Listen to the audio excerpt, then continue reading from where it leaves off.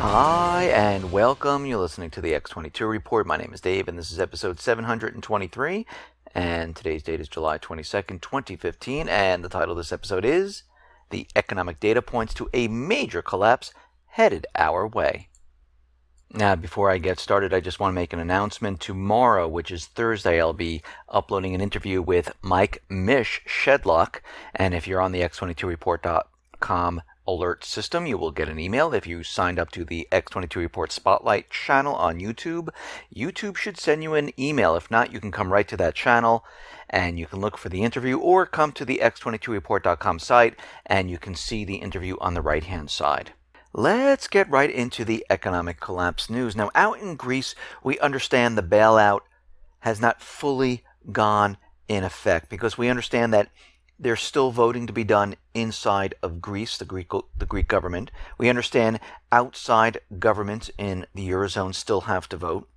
And it looks like Tspiras right now is fighting to keep the Greek bailout alive because a lot of people in his party, the Syriza party, they are rebelling. We know that 39 Syriza MPs refuse to support the new bailout deal. And he's looking at these people, and you know what's going to be done. Most likely this will pass because Greece right now has no alternative. Well, they actually do have an alternative, but they're not going to go against the central bankers. It looks like Tspiras backed down. He didn't care what the people had to say. So he didn't push on this, and he folded. And we see right now he is ready to clean out the government and make a clean start. He wants all those people who do not agree with him out of government, and it's starting to look like this is what is happening. And we see right now, which I reported on yesterday from the Greek Reporter, where Tspiras and Varoufakis both said that they went to Putin and they said, listen, we would like $10 billion to back the Drachma. This way we can leave the Eurozone, we can have our own currency, but we need the backing. They went to China, it didn't happen. Russia is out there right now saying they're denying all this. They're saying Tspiras never asked Putin for $10 billion to print the Drachma. So they're saying this never happened. Now maybe this was their plan.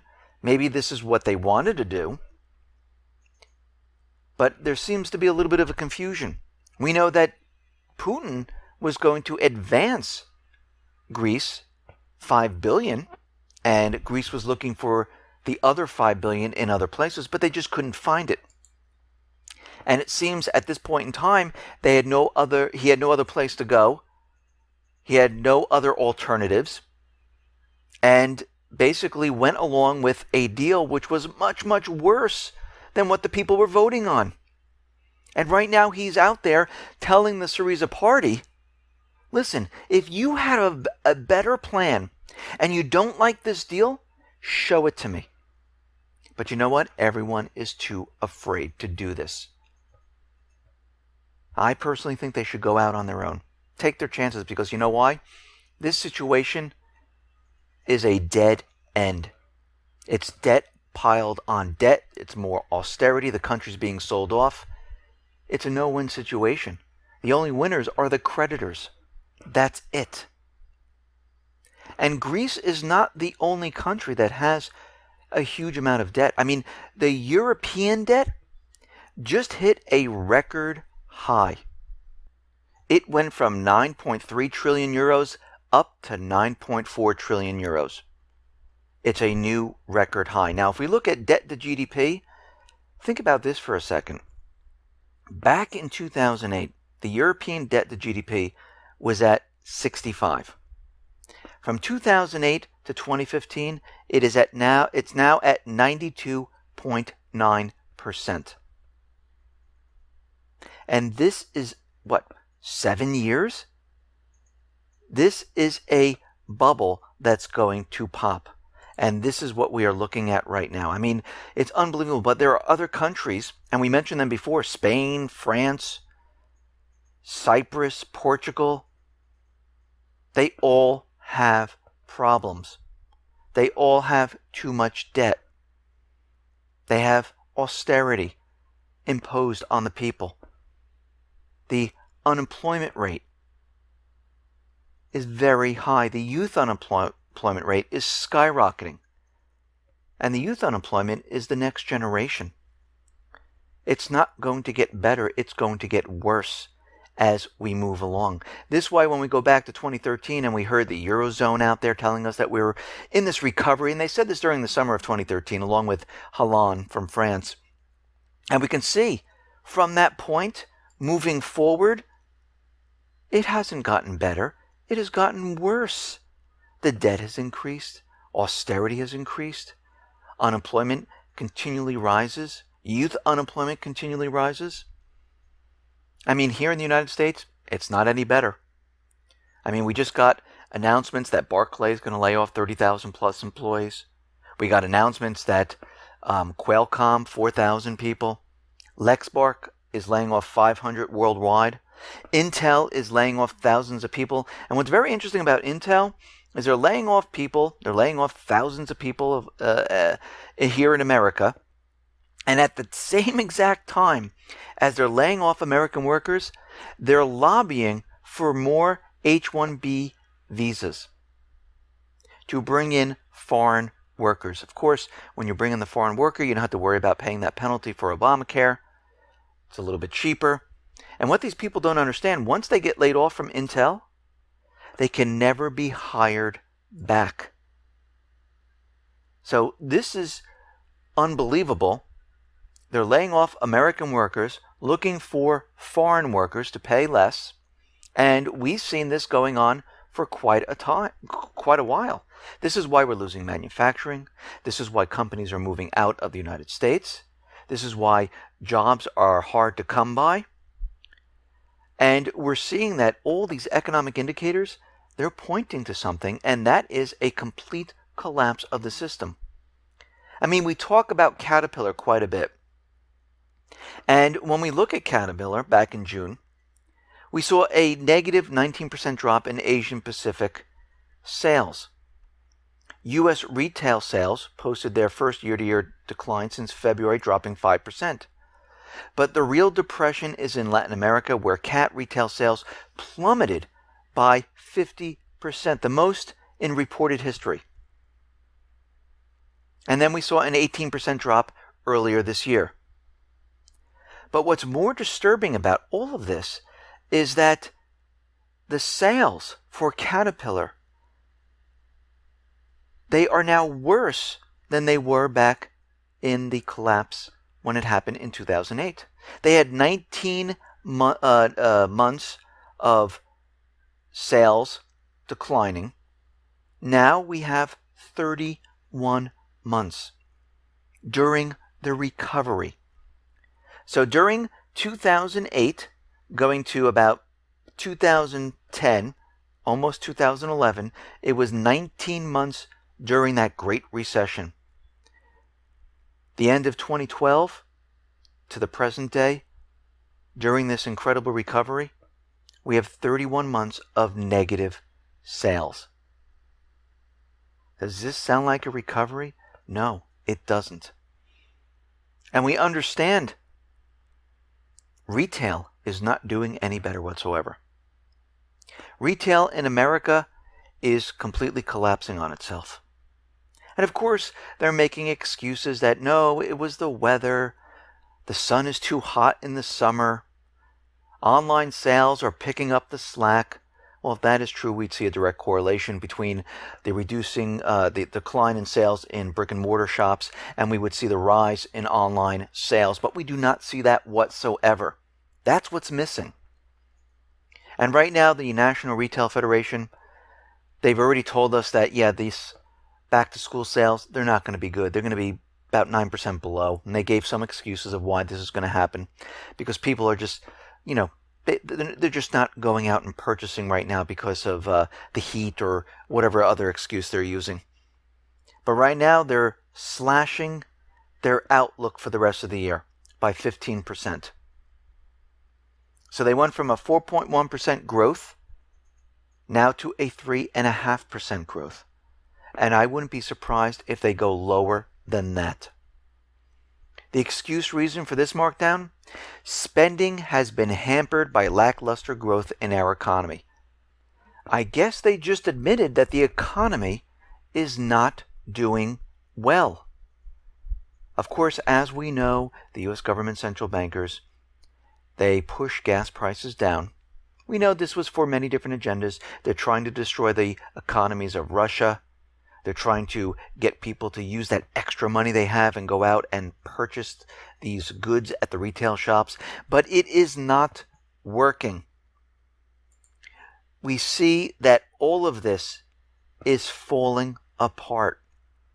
People are not taking their extra money because they don't have extra money. Most of the people are saying, okay, you know what? I can put, for the same $10, I can put a little bit more gas in the car. That's how I see it. I don't say, wow, I just put $10 in or $15 or $20 and now I have $3 extra. No.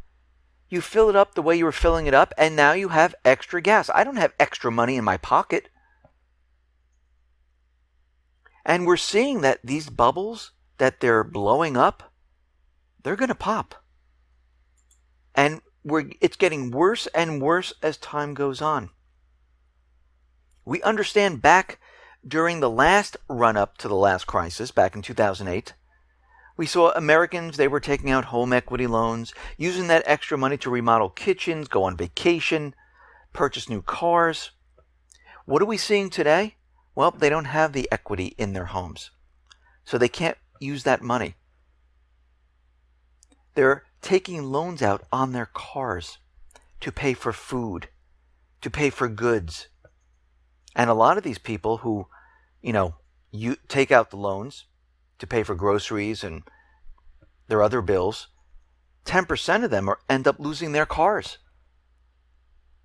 And we can see at this point in time, they're continually trying to get more and more people to purchase these automobiles. I mean, Thomas Dundon helped start the lender that became Santander Consumer USA Holding Inc. He services these subprime borrowers. And they saw, they can't make the 4-year car loan, so they extended it. And now the standard is 6. And they might have to increase it to 8 to keep the payments where they are. And he was asked, why did you do this? Because wages haven't kept up with vehicle prices. Wait a minute, I thought there was no inflation. So we're seeing the prices of automobiles continually go up. We're seeing college continually going up. We see food continually going up. But there's no inflation whatsoever. Wages are not increasing. Well, there's a reason for that. That's because most people have part-time jobs. Most people lost those good-paying jobs. Those good-paying jobs are being replaced by foreign workers where they don't pay them as much. I mean, all of this fits together. It's not just one thing. And we're starting to see that the economy right now is completely nosediving into this collapse scenario. Yes, they can continually tell us that everything's going to be okay. They can throw statistical numbers at us. But we know right now that this is not going in the right direction. It is going in the direction of a major, major collapse. And before you know it, it will be upon us. Now, when I talk about what is going on in the economy, I'm not here to scare people. I'm not trying to be doom and gloom. I am reporting on what I'm seeing. Now, for those people who don't care, guess what? This shouldn't bother you whatsoever because you believe the corporate media and you believe that everything is fine, retail's fine, the economy's growing, and everything is great. Those people who say, you know something? We might be headed towards something that's much bigger than 2008 because I'm starting to see the same exact things. Those people, and you know who you are, and those are the people that I am trying to reach. I would like to reach everyone.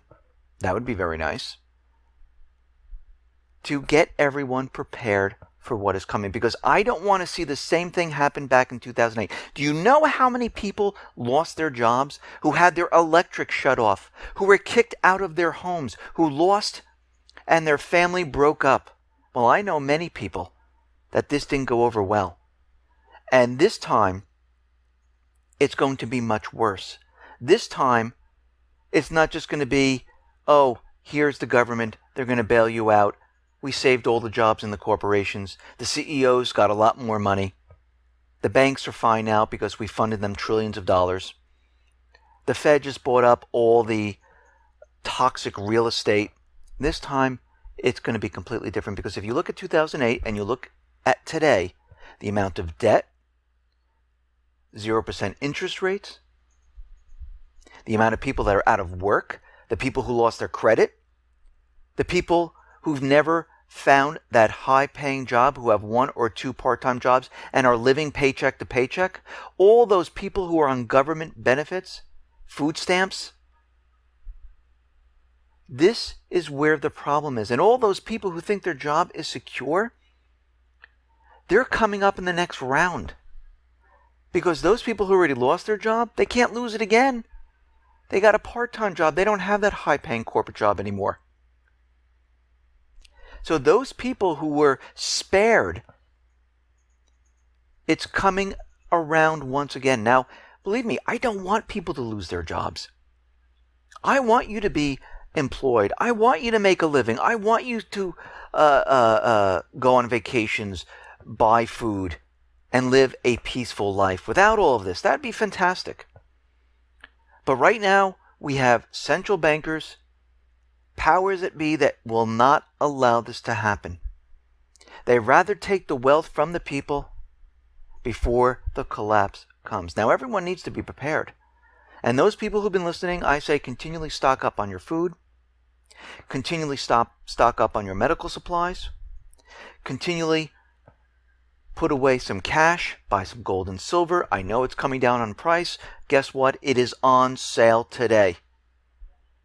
This week only, gold and silver are on sale. Pick some up. We saw this back in 2008 when gold dropped to 700. What happened right after that? It shot up. During this time, we had a major collapse scenario, and it looks like we're headed in that direction.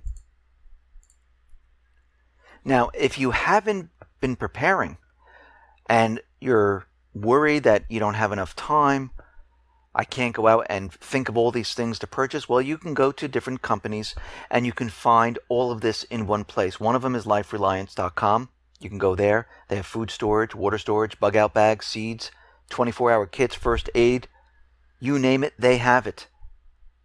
And you can purchase it all at once instead of stocking up. I know there are people that have been doing this for a long time. Continue to do it. I'm continually doing it every single day. I rotate everything that I have out.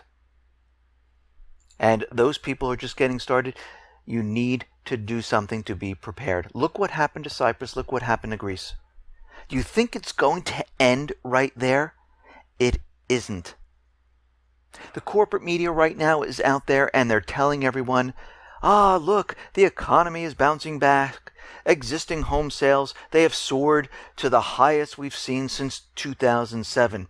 Well, you know what happened in 2008, don't you? And 2009, the entire thing came crashing down. Right now, we're at the midpoint of existing home sales that we saw right before the major collapse of 2008. And you can see they're continually blowing this bubble up. Now, what's very interesting about this is Lawrence Yun, the National Association of Realtors chief economist, and he predicted everything prior to 2008, and he was completely wrong, saying that real estate is going to pick up. At the end of 2008, we're going to see a surge of purchasing. Prices are going to rise, and all through the time period from 2007 to 2008 going forward, all its predictions were completely wrong. And don't worry, he's out there once again. He's saying that this wave of demand is being fueled by a year plus of steady job growth and improving economy that's giving more households the financial wherewithal and incentive to buy. Well, that's very interesting that he said this. Because what confuses me is that while he's saying that and American people are out there purchasing, why aren't mortgage applications skyrocketing? We're missing that piece of the puzzle. Today they came out and said, mortgage applications, they've gone up. They went up 0.1%.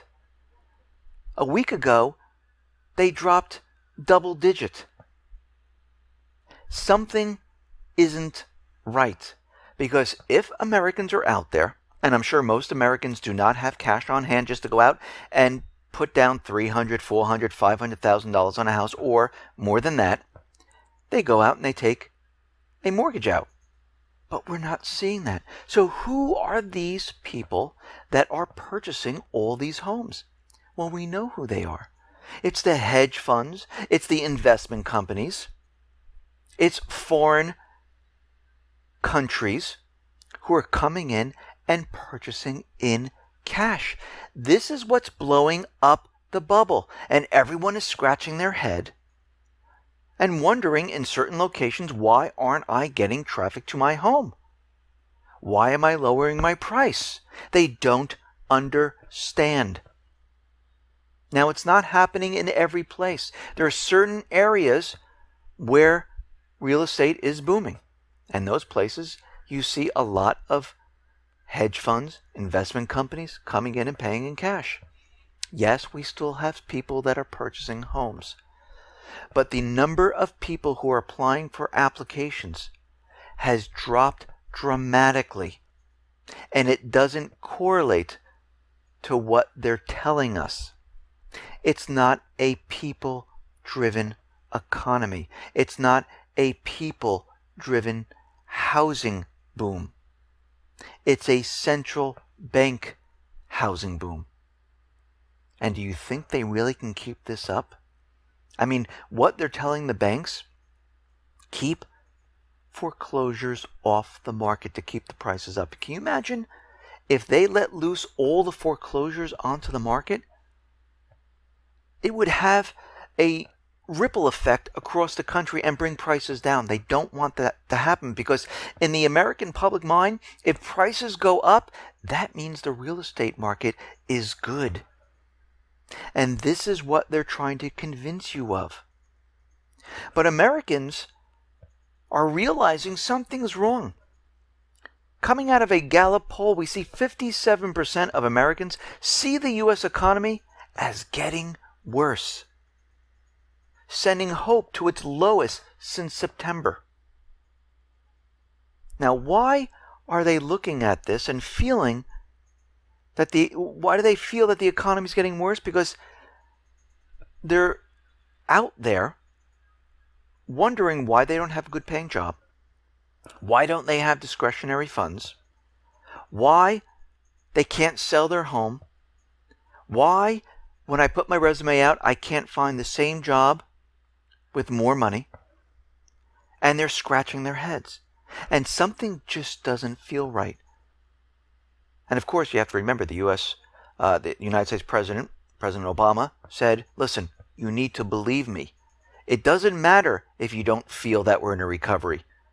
Just believe me, we are in a recovery because I am telling you we're in a recovery. Well, I'm sorry. I need to feel it. I need to feel secure in my job. I need to feel that, yes, next year I'm getting the cost of living raise and another raise for doing a good job. I need to feel that I have extra money that I have saved because of the money coming in. I have the ability to take a vacation or buy a new car. And I know I can afford it. People don't feel this anymore because they know something is terribly wrong. Now, we've noticed at this point that gold has been slammed down and slammed down hard.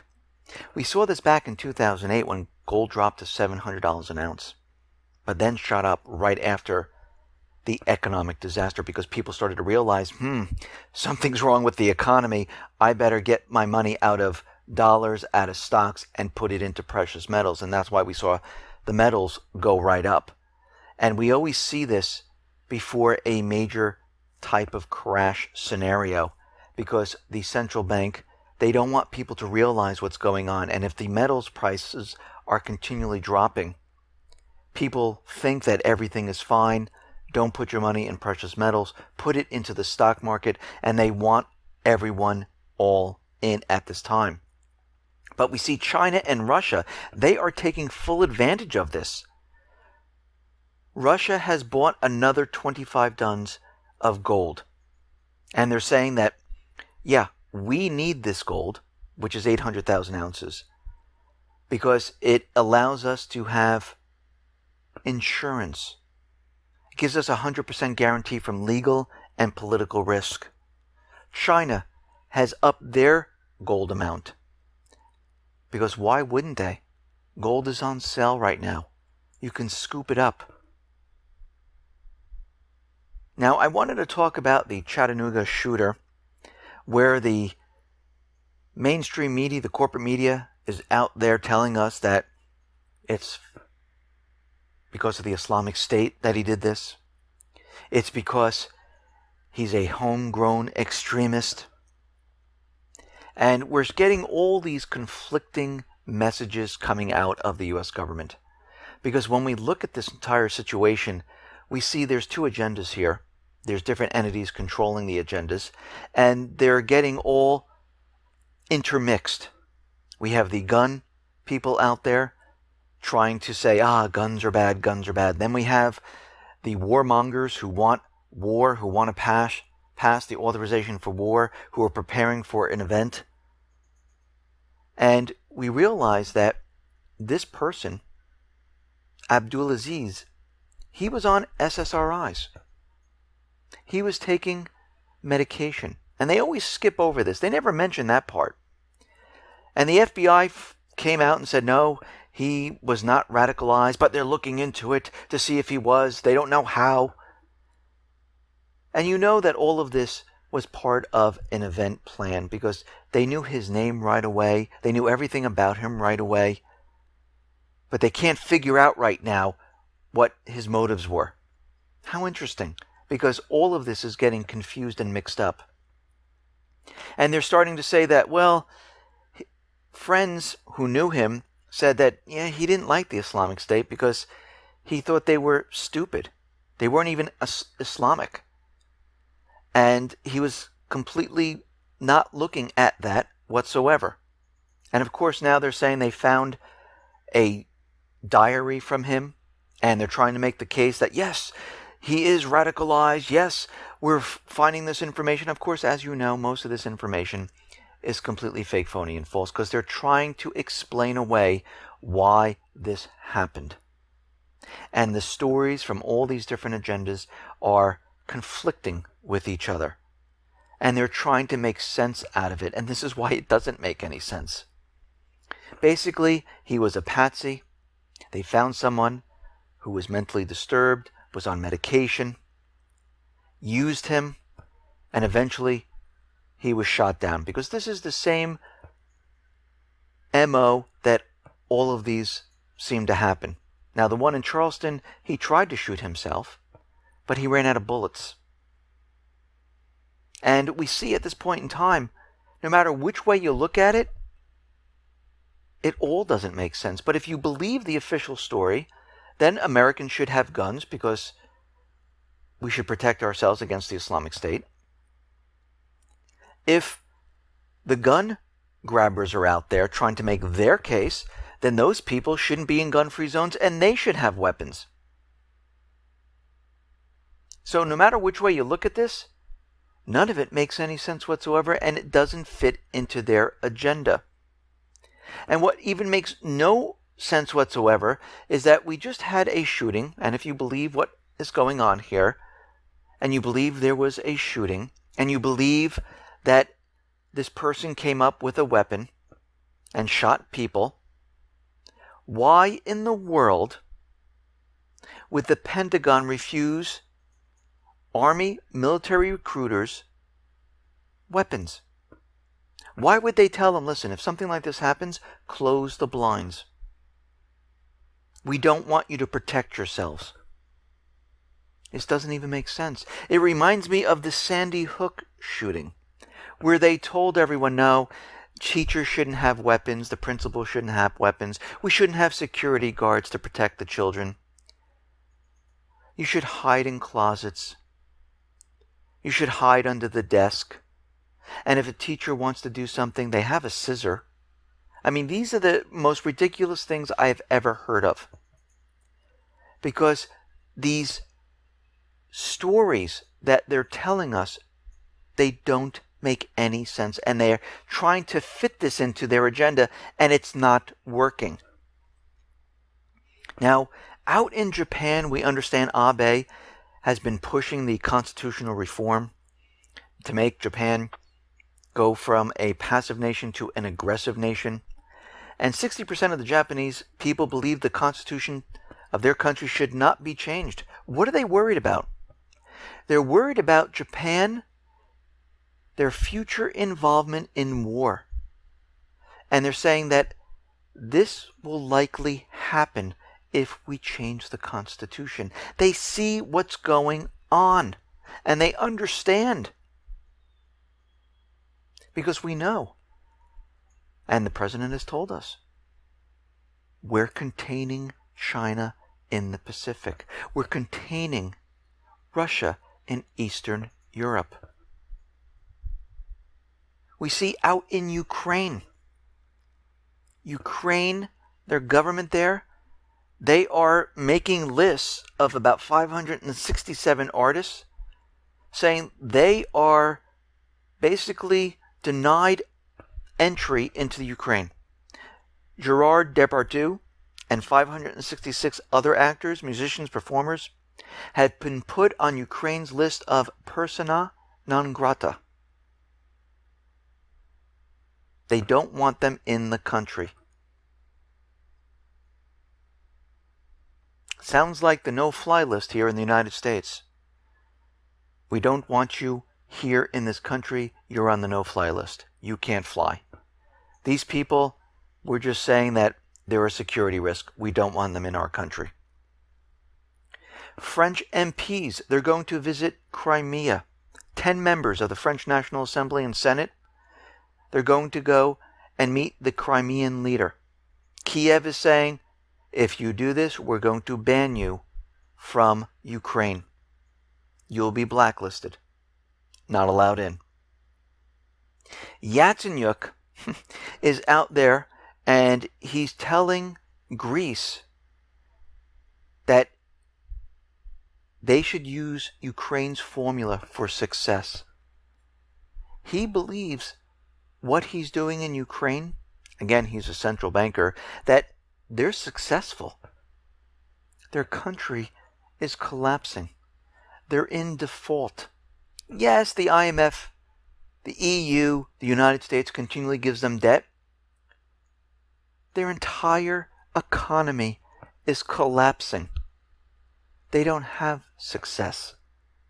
They have a collapsing economy. If you remove all that debt, all the loans that are coming in, they can't make it. They would collapse the next hour. They cannot make it whatsoever. And I just think that's humorous for him to even mention something like that. Now, the Donetsk people and the Lugansk people, they've completed the removal of the weapons from the line of contact. Poroshenko is saying that, yeah, we should remove our weapons to a 30-kilometer buffer zone. And he's instructed his representatives in the contact group to sign an agreement that, yeah, we should move it, but they haven't moved it. He's just saying that they should. We'll have to wait to see if they actually move their weapons. And as we know, they've been moving their weapons all around, confusing the OSCE.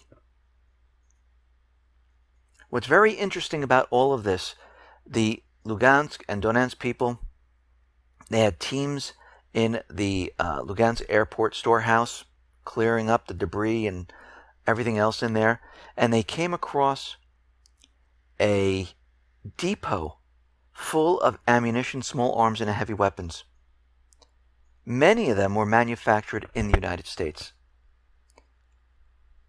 So what we're seeing right now is they have weapons inside Kiev from the United States. And they were placing them in different locations. So when the United States government central bankers say that there's no weapons or whatever, there are weapons. I think this is the second depot of weapons they've found so far. And we know they're bringing in lethal weapons covertly. Poland wants a permanent NATO base. They've been asking NATO for this, and right now NATO is saying that they're not going to set up a permanent base in Poland. They declined. They're not going to do it at this point. Out in the Middle East, we see the bombing is continuing in Yemen from Saudi Arabia. They won't stop until the puppet government is put back into power. We understand out in Syria, they are getting ready for a major offensive. Right now, it seems that everything is very quiet. Very little bit of news is coming out. And most of the time, when it's this quiet, we see something occur. And we're going to have to watch this situation very, very closely and look for indicators that are pointing to this. But Syria is out there. Their information minister is saying, listen, his country supports any positive proposals by the United Nations to resolve the conflict in the country. So if it's something that's mutually beneficial and it benefits Syria, we will listen and we will try to make it work. Russia right now, as we know, is completely backing Assad. Russia provides sufficient assistance to Syria in the fight against the Islamic State. And Putin expressed his confidence that Syria will ultimately be victorious in the fight against terrorism. And he continually says he is supporting Assad and his fight against terrorism. And we have to remember, the United States government central bankers have not invited Syria, Russia, China to fight against the Islamic State. And everyone has to scratch their head. Why? Because it is the proxy army of the United States government central bankers. And they don't want them involved.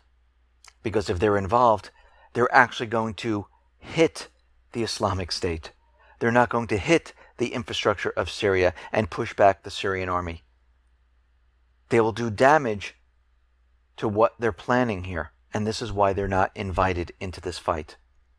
But if there is terrorism, the entire world should be united against it. But we're not seeing this. Listen, everyone, thanks a lot for listening. Be well, be safe, and especially be prepared. Thanks a lot.